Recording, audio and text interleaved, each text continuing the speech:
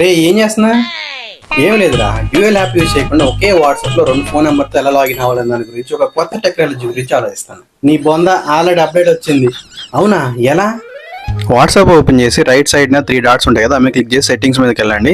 అక్కడ down arrow కనిపిస్తే down arrow మీద క్లిక్ చేసి ఆల్రెడీ ఒక అకౌంట్ ఉంటుంది, ఇంకోటి యాడ్ అకౌంట్ మీద క్లిక్ చేసినట్లయితే ఇక్కడ మీకు ఇంకో అకౌంట్ యాడ్ చేసుకోవడానికి వస్తుంది. అక్కడ మొబైల్ నెంబర్ ఇవ్వండి, సెకండ్ మొబైల్ నెంబర్.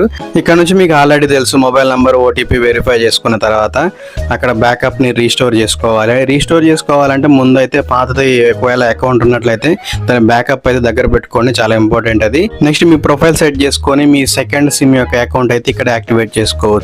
ఒకవేళ మీరు అకౌంట్ స్విచ్ చేసుకోవాలనుకుంటే మీకు పైన ఆప్షన్స్ మీద క్లిక్ చేస్తే స్విచ్ అకౌంట్ అని వస్తుంది.